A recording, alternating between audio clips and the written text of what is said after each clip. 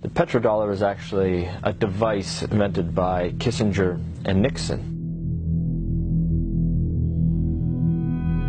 The standard of living of all Americans can be traced back to here, the vast oil-rich deserts of Saudi Arabia. In the early 70s, after the Arab crisis happened with the oil embargoes, OPEC basically tripled the price of oil to the Western world. And at that time, America realized that they were vulnerable because they were importing about 70% of all the oil they consumed.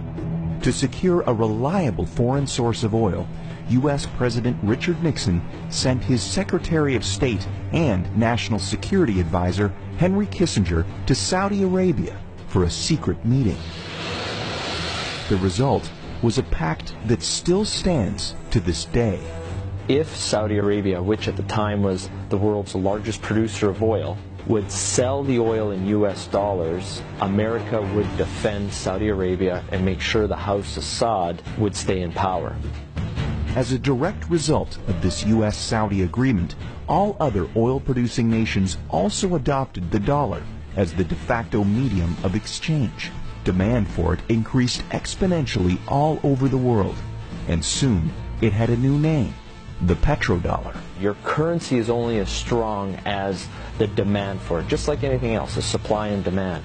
Why the petrodollar is important? It causes a demand for the US dollar. A lot of Americans don't realize that over 70% of all the $100 bills in the world are actually outside of the US. There's more $100 bills in Russia than there are in America. This stockpile of US dollars in countries around the world is because oil is bought and sold using the greenback.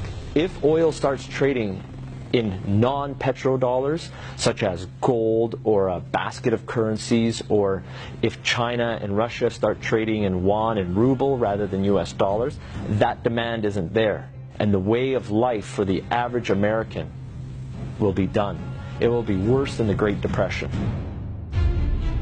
To date, anyone who's potentially threatened the status of the petrodollar hasn't fared well. Libyan strongman Muammar Gaddafi publicly pushed for a Pan-African gold-backed currency that he would trade for Libya's oil. He was killed during a US-backed revolution in 2011. And just a few short years before, Iraqi dictator Saddam Hussein advocated selling oil for euros. At this hour, American and coalition forces are in the early stages of military operations to disarm Iraq. The U.S. invaded under the guise of looking for WMDs. Iraq did not have any weapons of mass destruction, and interestingly enough, after the Americans invaded, took over, put in their own government, the whole concept of selling oil in euros never surfaced again. Today, many countries resent the current petrodollar system, and their leading spokesperson is none other than Russian President Vladimir Putin.